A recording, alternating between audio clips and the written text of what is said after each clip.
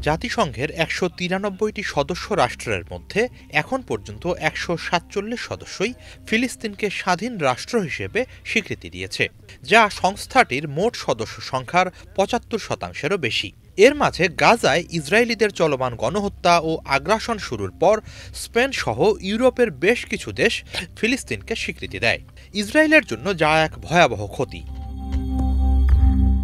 এরই মাঝে প্রভাবশালী ফ্রান্স সহ ইউরোপের আরও বেশ কিছু দেশ নিকট ভবিষ্যতেই ফিলিস্তিনকে স্বীকৃতি দেওয়ার কথা ভাবছে। বিষয়টি এগিয়ে নিতে জোরালো তৎপরতা চালাচ্ছে ইউরোপ ও আরব বিশ্বের দেশগুলো। এর অংশ হিসেবে ২৫ মে মাদ্রিদে স্পেনের উদ্যোগে অনুষ্ঠিত হয়ে গেল বিশেষ এক সম্মেলন। এতে অংশ নেয় ফ্রান্স, যুক্তরাজ্য, জার্মানি, সৌদি আরব, কাতার ও ব্রাজিল। সম্মেলনের আলোচ্য সূচিতে ছিল গাজা যুদ্ধবন্ধ, আগ্রাসন চালিয়ে যাওয়ায় ইসরায়েলের ওপর নিষেধাজ্ঞা আরোপ ও ফিলিস্তিনকে স্বাধীন রাষ্ট্র হিসেবে স্বীকৃতি দান। সব মিলিয়ে ইসরায়েলের ওপর আন্তর্জাতিক চাপ ব্যাপক মাত্রায় বাড়ছে। এই চাপ সামাল দিতে এবারে ইউরোপ ও আরব দেশগুলোর উদ্দেশ্যে ভয়াবহ এক আল্টিমেটাম দিয়েছে দেশটি। এসব দেশ ফিলিস্তিনকে রাষ্ট্র হিসেবে স্বীকৃতি দিলে পাল্টা পদক্ষেপ হিসেবে কঠোর ব্যবস্থার হুঁশিয়ারি জানিয়েছে তারা। এ ব্যাপারে ইউরোপের দেশগুলোকে সতর্ক করে দিয়ে তেল আবিব বলছে, তাদের সম্মতি ছাড়া ফিলিস্তিনকে স্বীকৃতি দেয়া হলে পশ্চিম তীরের একাংশ ইসরায়েলের মানচিত্রের সাথে যুক্ত করা হবে।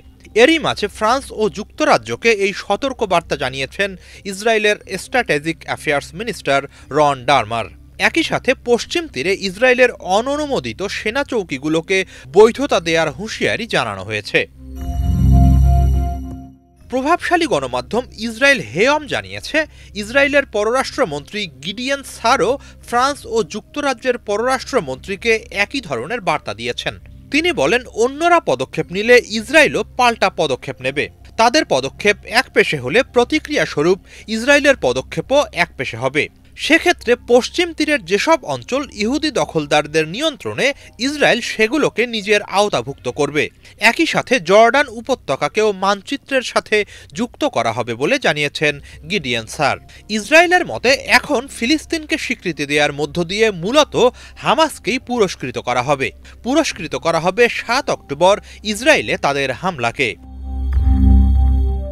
অন্যদিকে স্পেনের সাম্প্রতিক সম্মেলনে দেশটির পররাষ্ট্রমন্ত্রী হোসে মানুয়েল আলবারেজ বলেন, মধ্যপ্রাচ্যে শান্তি ও স্থিতিশীলতা নিশ্চিতের একমাত্র সমাধান হল স্বাধীন ফিলিস্তিন রাষ্ট্র প্রতিষ্ঠা। এরই মাঝে ফিলিস্তিনকে স্বীকৃতি দেওয়ার ব্যাপারে আগামী মাসেই জাতিসংঘে একটি সম্মেলন আয়োজনের পরিকল্পনা করছে ফ্রান্স। যুক্তরাষ্ট্র ওই সম্মেলনে অংশ না নেয়ার কথা জানিয়েছে।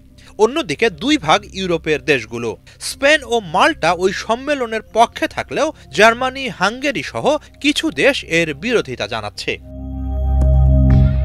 হিজল জোবায়ের, বাংলা ভিশন।